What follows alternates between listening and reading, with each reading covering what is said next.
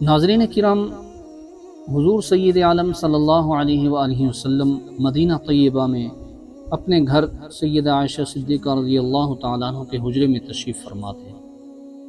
غزوہ احد گزر چکا تھا۔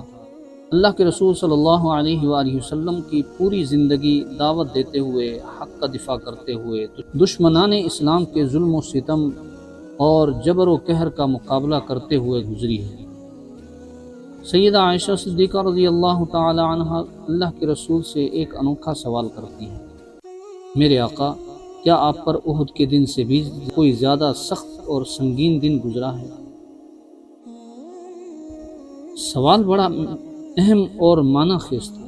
احد کے میدان میں مسلمانوں کا بہت شدید نقصان ہوا تھا۔ سید الشہداء حضرت امیر حمزہ کا غم کبھی بھلا دینے والا نہیں تھا۔ خود آپ صلی اللہ علیہ وسلم کے دانت مبارک کے کنارے بھی ٹوٹے تھے۔ آپ شدید زخمی بھی ہو کر گر گئے تھے، مگر آپ پر احد سے بھی زیادہ سخت دن گزر چکا تھا۔ اللہ کے رسول صلی اللہ علیہ وسلم سیدہ کو جواب دیتے ہوئے فرماتے ہیں کہ ہاں عائشہ، تمہاری قوم کے ہاتھوں مجھے جن مصائب کا شکار ہونا پڑا، ان میں سب سے مشکل اور سنگین دن وہ تھا جب میں اسلام کی دعوت پیش کرنے کے لیے طائف گیا تھا۔ ناظرین کرام، مکہ مکرمہ میں تبلیغ کرتے ہوئے اللہ کے رسول صلی اللہ علیہ وآلہ وسلم کو 10 سال ہو چکے تھے۔ شوال کا مہینہ تھا اور عیسوی حساب سے سن 619 میں مئی کے آخری یا جون کے ابتدائی ایام تھے کہ اللہ کے رسول صلی اللہ علیہ وآلہ وسلم اپنے آزاد کردہ غلام حضرت زید بن حارثہ کو ساتھ لے کر طائف روانہ ہوئے۔ طائف میں مکہ کے بڑے بڑے سرداروں کی زمینداریاں تھیں، ان کے اپنے باغات تھے۔ یہ علاقہ اس دور میں بھی اپنے باغات اور رنگا رنگ پھولوں کی وجہ سے مشہور تھا۔ یہاں کا موسم آج کل بھی گرمیوں میں بہت خوبصورت ہوتا ہے۔ طائف کے گرد و نواح میں سب سے بڑا قبیلہ بنو ثقیف تھا۔ قریش کی ان کے ساتھ رشتہ داریاں بھی تھیں۔ قریش کے ایک بڑے قبیلے بنو جمع کی ایک عورت کی شادی بنو ثقیف کے ایک بڑے سردار سے بھی ہوئی تھی۔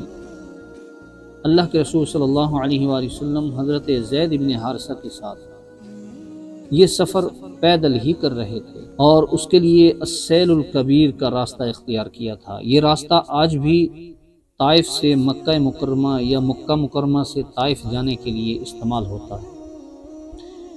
طائف کے راستے میں بعض قبائل رہائش پذیر تھے۔ اللہ کے رسول صلی اللہ علیہ وآلہ وسلم کا گزر جس قبیلے سے بھی ہوتا، آپ اسے اسلام کی دعوت دیتے، مگر ان کی بدقسمتی کہ کسی نے بھی اسلام قبول نہیں کیا۔ بنو ثقیف کے 3 بااثر سردار عبد یا لیل، مسعود اور حبیب تھے۔ یہ تینوں بھائی تھے۔ ان کے والد کا نام عمر بن عمیر ثقفی تھا۔ یہ بنو ثقیف کے رئیس اور سردار تھے۔ اللہ کے رسول صلی اللہ علیہ وسلم نے طائف میں 10 روز قیام فرمایا۔ اس دوران آپ باری باری بنو ثقیف کے سرداروں کے پاس تشریف لے جاتے اور انہیں عقیدہ توحید کی دعوت دیتے۔ ان کے باوجود ان کے جوابات ایک دوسرے سے بڑے ہی بڑھ کر کرخت اور بیہودہ تھے۔ ذرا عبد یا لیل کے الفاظ پر غور کریں۔ اس نے کہا کہ اگر اللہ نے واقعی تمہیں رسول بنایا ہے تو میں کعبے کا غلاف پھاڑ دوں گا۔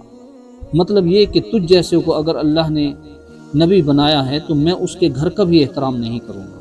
مسعود بن عمر ثقفی نے ہرزہ سرائی کرتے ہوئے کہا کہ کیا اللہ کو تمہارے علاوہ کوئی اور نبوت کے لیے نہیں ملا تھا؟ حبیب نے کہا کہ میں تم سے ہرگز بات نہیں کروں گا۔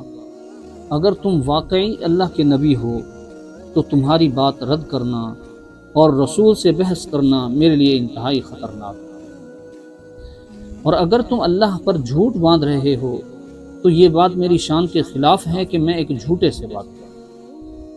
ناظرین، ذرا غور کیجئے، اس قسم کے جوابات سن کر اللہ کے رسول کے قلب اطہر پر کیا گزری ہوگی، مگر کائنات کے سب سے عظیم شخصیت اس قسم کے حوصلہ شکن الفاظ سن کر بھی اپنے مشن سے 1 انچ پیچھے نہیں ہٹے۔ آپ نے ان سے فرمایا کہ ٹھیک ہے، تم نے میری بات نہیں مانی، مگر یہ گفتگو اپنے تک ہی محدود رکھنا، اس کا چرچا نہ کرنا۔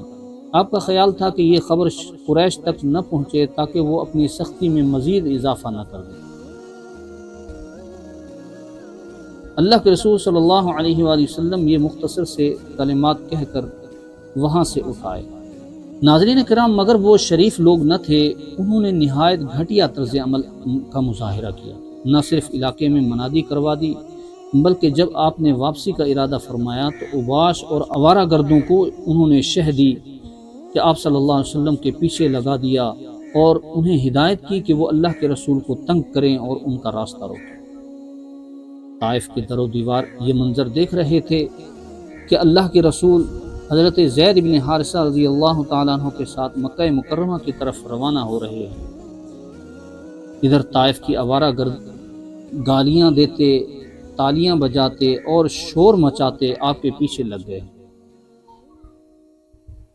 وہ راستے کے دونوں جانب کھڑے ہو گئے، بات گالیوں اور بد زبانیوں سے آگے بڑھ کر پتھر چلانے پر آ گئے۔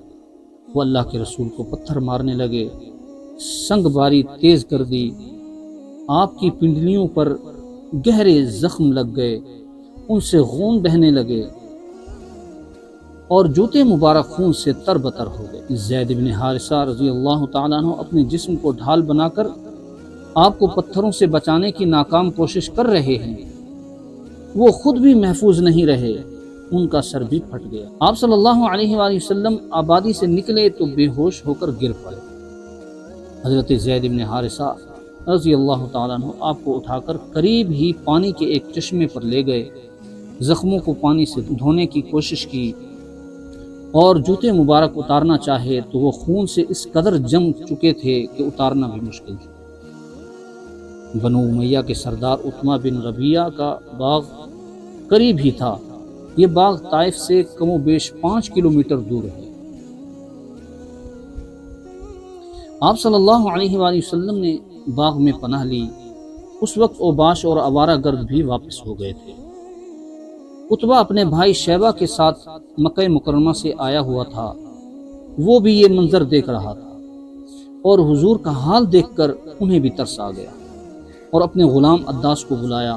عداس نینوا کا رہنے والا عیسائی تھا۔ اسے انگوروں کے چند خوشے دے کر کہا کہ اسے ان مہمانوں کے پاس لے جاؤ۔ عداس کی خوش قسمتی، اسے اللہ کے رسول کی خدمت کرنے کی سعادت مل رہی تھی۔ عداس انگور لے کر آیا تو اس نے دیکھا اور سنا کہ اللہ کے رسول انگوروں کی طرف ہاتھ بڑھا کر فرما رہے ہیں کہ بسم اللہ الرحمن الرحیم، اور پھر کھانا شروع کر دیا۔ عداس مہمان معزز کی طرف تعجب بھری نگاہوں سے دیکھ رہا تھا، سوچ رہا تھا کہ بسم اللہ کا کلمہ یہاں کے لوگ تو نہیں بولتے، وہ تو اللہ کے نام سے کھانے کا آغاز ہی نہیں کرتے۔ عداس کہنے لگا کہ یہ جملہ تو اس شہر کے لوگ نہیں بولتے۔ تو آپ صلی اللہ علیہ وسلم نے ارشاد فرمایا کہ تم کہاں کے رہنے والے ہو اور تمہارا دین کیا ہے؟ عداس نے کہا کہ میں نینوا کا رہنے والا ہوں اور میں عیسائی ہوں۔ اللہ کے رسول صلی اللہ علیہ وآلہ وسلم پوچھ رہے ہیں کہ اچھا تم مرد صالح یونس ابن متا کے شہر کے رہنے والے ہو؟ عداس کو بڑا تعجب ہوا، اس نے سوال کیا کہ آپ یونس ابن متا کو کیسے جانتے ہیں؟ آپ صلی اللہ علیہ وسلم نے فرمایا کہ وہ میرے بھائی تھے، میرے اور ان کے درمیان نبوت کا رشتہ ہے، وہ بھی اللہ کے نبی تھے اور میں بھی اللہ کا نبی ہوں۔ عداس نے جب یہ سنا تو اللہ کے رسول صلی اللہ علیہ وآلہ وسلم پر جھک پڑا اور آپ کے سر مبارک، ہاتھ مبارک اور پاؤں مبارک کو بوسہ دینے لگا۔ دور بیٹھے ہوئے عتبہ اور شیبہ یہ منظر دیکھ رہے تھے۔ عداس کی قسمت بہت اچھی تھی، اس کے نصیب جاگ اٹھے اور وہ بے اختیار کلمہ شہادت پڑھ کر مسلمان ہو گیا۔ ناظرین کرام، طائف والوں کا سلوک آپ کی توقع کے کہیں خلاف تھا۔ اس پریشانی کے عالم میں آپ نے اپنے رب سے رجوع کیا اور اسی سے مدد مانگی۔ اللہ کے رسول صلی اللہ علیہ وسلم باغ سے نکلے تو غم اور الم کی شدت سے طبیعت نڈھال اور دل پاش پاش تھا۔ قرن المنازل کا مقام کہیں کوئی زیادہ دور نہیں۔ وہاں پہنچے تو اللہ تعالیٰ کے حکم سے جبریل امی تشریف لائے۔ آج ان کے ساتھ پہاڑوں کا فرشتہ بھی تھا۔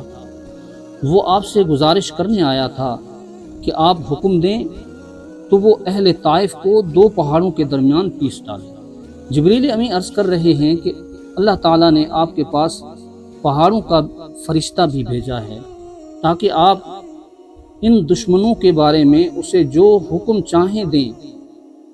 اس کے بعد پہاڑوں کا فرشتہ اللہ کے رسول کو آواز دیتا ہے اور سلام کرنے کے بعد عرض کرتا ہے کہ اے محمد صلی اللہ علیہ وآلہ وسلم، بات یہی ہے کہ اب آپ جو چاہیں گے ہم وہی کریں گے۔ اگر چاہیں کہ ہم ان لوگوں کو 2 پہاڑوں کے درمیان کچل کر پیس دیں تو ہم ایسا ہی کریں گے۔ آپ نے ارشاد فرمایا کہ نہیں، بلکہ مجھے امید ہے کہ اللہ سبحانہ و تعالی ان کی پشت سے ایسی نسل پیدا کرے گا جو صرف ایک اللہ کی عبادت کرے گی اور اس کے ساتھ کسی چیز کو شریک نہیں ٹھہرائے گی۔